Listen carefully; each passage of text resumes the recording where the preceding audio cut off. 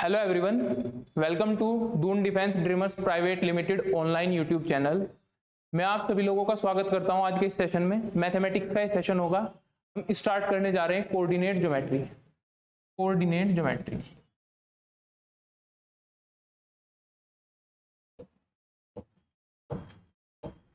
आप जानते हैं कि 2D और 3D दोनों को कंबाइन करके इसका वेटेज रहता है अप्रोक्सीमेटली 20 to 30 क्वेश्चंस। तो उस हिसाब से आपके एग्जाम के लिए ये टॉपिक काफी ज्यादा इंपॉर्टेंट हो जाता है। हम इसको 2D से स्टार्ट करेंगे from the basic, that is straight line. The first topic in this session is straight line.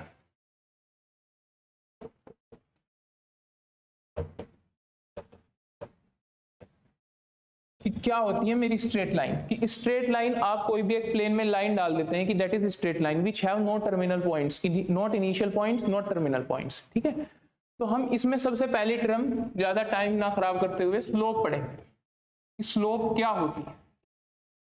Slope को झुकाव भी कह देते हैं हिंदी में, वैसे प्रवणता कहते हैं।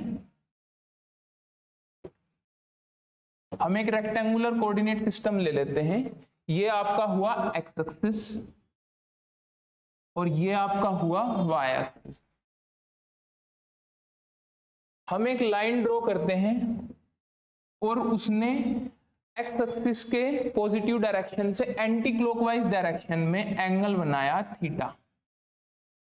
तो जो मेरा स्लोप होता है m, represent by m, that is tan of theta. ये होता है मेरा स्लोप या प्रवणता हिंदी में कहते हैं इसको। ठीक है, थीटा जो होगा वो एंटी क्लॉकवाइज डायरेक्शन में होगा, एंटी क्लॉकवाइज।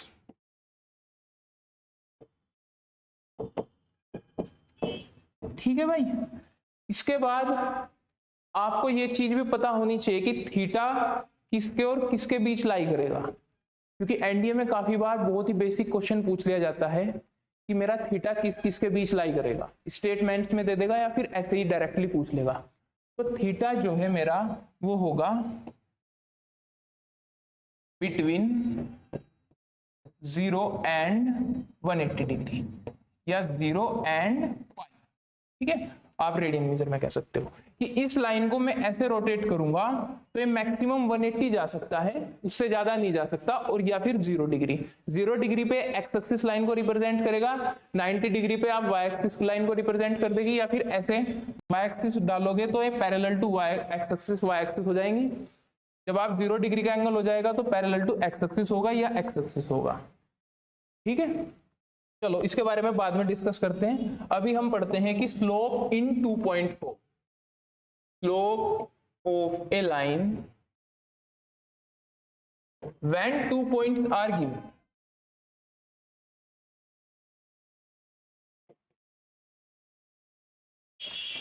कि आपको लाइन के 2 पॉइंट दिए हुए हैं, आपको स्लोप निकालनी है। सभी को पता है कि जैसे कि आप एक और रेक्टेंगुलर कोऑर्डिनेट सिस्टम बना लीजिए। यहाँ पे पॉइंट A है, ये पॉइंट B है, इसके कोऑर्डिनेट x1, y1, इसके कोऑर्डिनेट x2, y2। ठीक है, इस लाइन को ड्रॉ कर लीजिए और एक लाइन यहाँ पे मैं AC ड्रॉ करता हूं parallel to x axis. AC जो मेरी लाइन है वो x एक्सिस के पैरेलल है। ठीक है, अब मैं यहाँ से एंगल तो निकाल नहीं सकता थीटा डायरेक्टली, मुझे स्लोप चाहिए। स्लोप होगा मेरा m बराबर के tan थीटा, मुझे उसके लिए थीटा चाहिए। ये लाइन यहाँ से मैंने ड्रॉ की तो इसने x एक्सिस से थीटा एंगल बनाया। अब मैं ये लाइन AC x एक्सिस के पैरेलल मैंने खींची हुई है। ठीक है, तो ये एंगल भी मेरा थीटा होगा। ठीक है, अब यहां से यहां तक की लेंथ मेरी कितनी है? x1, और यहां से यहां तक x2। तो मैं कह सकता हूं ये लेंथ मेरी x2 माइनस x1 है और ये लेंथ मेरी y2 माइनस y1 है। अगर हम अब इस ट्राइंगल की बात करें, इन ट्राइंगल ABC, तो मेरा tan थीटा क्या होगा? Perpendicular upon base. अब परपेंडिकुलर क्या है? this line, that is y2 minus y1 and base is x2 minus x1, so ये होगा y2 minus y1 upon x2 minus x1। आपको डायरेक्टली याद रखना है, अगर 2 पॉइंट दिए हैं और स्लोप आपसे पूछा है गया कि 2 पॉइंट दिए हैं, एक पॉइंट है x1 y1 और दूसरा पॉइंट है x2 y2, और आपको इस लाइन की स्लोप निकालनी है। तो वो होगा m is equals to y2 minus y1 upon x2 minus x1। ठीक है भाई, तो ये बात हुई हमारी स्लोप की। अब हम स्लोप से आगे बढ़ते हैं कि स्ट्रेट लाइन की इक्वेशन लिखने गए। इक्वेशन क्या होती है किसी भी लाइन की? कोई भी एक स्ट्रेट लाइन है, इक्वेशन का मतलब होता है कि लाइन पे पड़ने वाले सभी पॉइंट्स को सेटिस्फाई कर दे। किसी भी लाइन है तो उसकी इक्वेशन का क्या अर्थ है कि any point on this line satisfy the equation.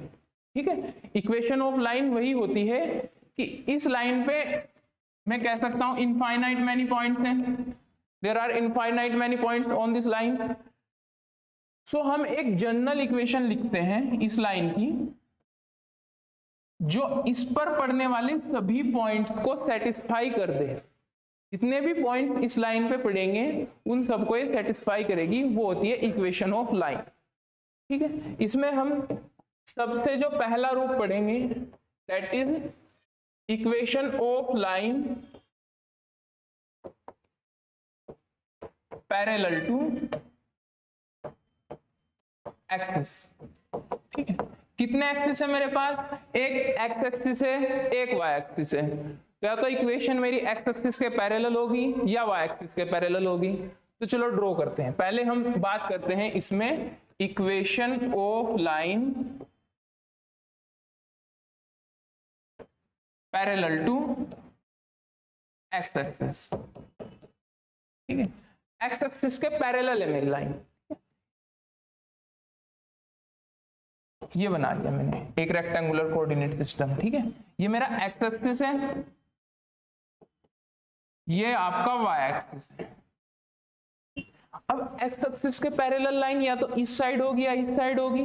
हम एक जनरल फॉर्म ले लेते हैं, चाहे वो इस साइड हो चाहे इस साइड हो, इस साइड ले लेते हैं। ठीक है, मान लिया ये b डिस्टेंस पे है यहां से। ठीक है, तो इसके कोऑर्डिनेट्स कैसे होंगे कि y का कोऑर्डिनेट हर एक पॉइंट पे यहां पर का तो चेंज होगा x1 b, यहां पर x2 b, यहां पर आप नेगेटिव में ले लोगे माइनस के x1 b, बट y का कोऑर्डिनेट किसी भी पॉइंट पे इस लाइन का चेंज नहीं होगा।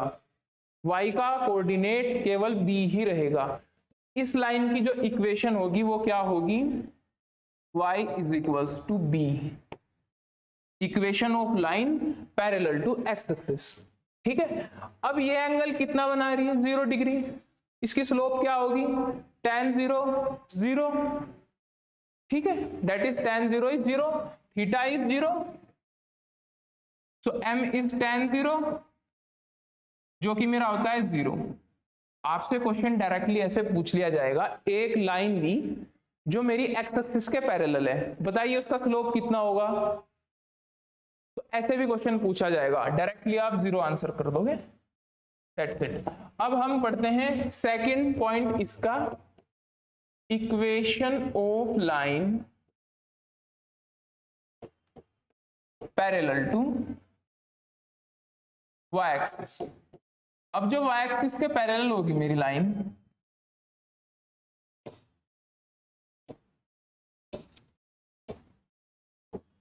ये मेरा एक्स एक्सिस है और ये मेरा वाई एक्सिस है। अब वाई एक्सिस के पैरेलल है, हमने पिछली बार पढ़ा एक्स एक्सिस के पैरेलल। अब हम वाई एक्सिस के पैरेलल एक लाइन खींच लेते हैं। जो मेरी वाई एक्सिस के पैरेलल लाइन होगी वो एक्स एक्सिस पे परपेंडिकुलर होगी, और जो मेरी एक्स एक्सिस के पैरेलल लाइन थी, जो मेरी एक्स एक्सिस के पैरेलल थी, वो वाई पे परपेंडिकुलर थी। ठीक है, लंबवत थी। और यहां पर क्या हुआ कि एक्स एक्सिस के पैरेलल हमने लाइन खींची, मान लिया वो a डिस्टेंस पे है इससे, तो वही सेम जो हमने एक्स एक्सिस के पैरेलल के केस में किया था हम वही करेंगे। इस पर हर एक पॉइंट पड़ने वाला क्या होगा कि एक्स कोऑर्डिनेट तो सेम ही रहेगा, मेरा वाई कोऑर्डिनेट कुछ भी हो सकता है, एक्स कोऑर्डिनेट तो सेम ही रहेगा, इस साइड चाहे एक्स कोऑर्डिनेट तो सेम ही रहेगा, वाई मेरा माइनस का हो जाएगा या a y -2 हो जाएगा। लेकिन जहां पर भी जो भी आप पॉइंट लोगे इस लाइन पर, चाहे वो कितनी दूरी पे लो आप, इधर या इधर, उसका x कोऑर्डिनेट हमेशा a रहेगा। तो तो इस लाइन की इक्वेशन हो जाएगी मेरी x is equals to a। ठीक है भाई, ये बिल्कुल बेसिक है अभी तक। और इसका स्लोप कितना होगा, इसका स्लोप अगर पूछ लिया जाए कि मेरी लाइन दे दी आपसे पैरेलल टू y एक्सिस, इसका स्लोप कितना होगा, ये x एक्सिस से एंटी क्लॉकवाइज डायरेक्शन में कितना एंगल बना रही है, थीटा। मैंने भी बताया कि ये 90 डिग्री पे होगी। ठीक है, m is equal to tan 90। tan 90 की वैल्यू कितनी होती है, अनडिफाइन होता है, डेट इज इनफाइनाइट। तो इसका स्लोप अनडिफाइन होगा, या तो ऑप्शंस में दे देगा इनफाइनाइट या नॉट डिफाइन दे देगा आपको। ठीक है, कि एक लाइन दे दी जो कि मेरी y एक्सिस के पैरेलल है, तो आप उसका स्लोप बताइए। स्लोप को एक और रूप में कहते हैं कि ग्रेडियंट। अब बहुत से बच्चे यहाँ पे कंफ्यूज हो जाते हैं कि ये ग्रेडियंट क्या है। Gradient is nothing but it is also a slope, it is the another name of slope, gradient. ठीक है, चलिए अब हमने स्लोप पढ़ ली, पैरेलल टू x एक्सिस पढ़ ली, पैरेलल टू y एक्सिस पढ़ ली। अब हम आगे इसी में बढ़ते हैं कि दो लाइन के बीच का एंगल कैसे निकालते हैं, एंगल बिटवीन टू लाइंस। ठीक है, आपकी दो लाइन दे दी, ठीक है, ये L1 मान लो, ये L2 मान लो। ठीक है, मान लिया इनका, इसने दो एंगल में कट करती है जब भी दो लाइन करती है। एक तो होता है मेरा एक्यूट और एक होता है मेरा ओब्ट्यूज एंगल। ठीक है, तो मान लिया L1 की स्लोप मेरा m1 है और L2 का स्लोप मेरा m2 है। ठीक है, तो इनके बीच का जो एंगल होगा डेट इज tan थीटा, इसको हम लिखते हैं मोड में m1 minus m2 upon 1 plus m1 m2। लेकिन ये जो मेरा एंगल होगा theta, that is acute angle between L1 and L2। ठीक है, एंगल बिटवीन टू लाइंस, ये जो एंगल होगा that is acute angle, acute angle between two lines. अगर आपसे ओब्ट्यूज पूछ लिया, अब ये एक लीनियर पेयर का कॉम्बिनेशन बन गया, इनका सम 180 होगा। तो अगर मेरा एक्यूट एंगल थीटा मान लिया मैंने, तो ये मेरा पाई माइनस थीटा हो जाएगा।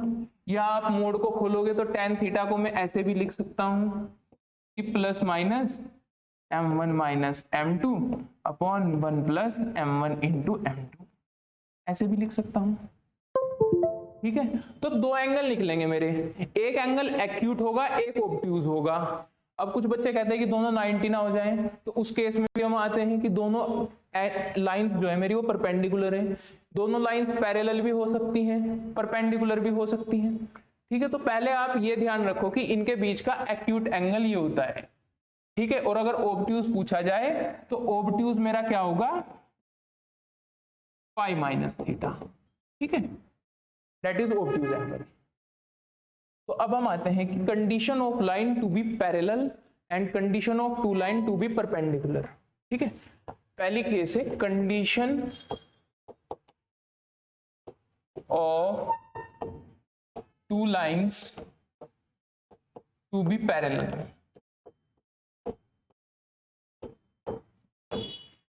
कब होंगी मेरी दो लाइन पैरेलल, ये L1 है, ये L2 है। ठीक है, हमने अभी दो लाइंस के बीच का एंगल पढ़ा, tan theta is equals to m1 minus m2 upon 1 plus m1 m2। इनके बीच का एंगल कितना है, अगर आप ध्यान से देखो 0 degree. tan 0 is 0, tan 0 is equals to m1 minus m2 upon 1 plus m1 into m2। tan 0 is 0, ये मैं 0 के इक्वल रख सकता हूं, ये वाली टर्म उधर जाएगी 0, तो मेरा यहां से आ जाएगा m1 is equals to m2। तो जो मेरा ग्रेडियंट या स्लोप होता है, अगर दो लाइन पैरेलल हैं तो उनकी स्लोप बराबर होती है, that is equals if two lines are parallel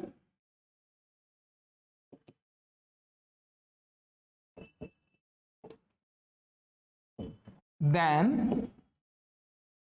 their slopes are equal। ठीक है, ये बेसिक कंसेप्ट है कि स्लोप m1 था L1 का और L2 का था m2, तो दोनों का स्लोप इक्वल हो गया। ठीक है। अब इसी तरह हम दो लाइन परपेंडिकुलर कब होंगी उनकी बात करेंगे। Second is condition of two lines to be perpendicular.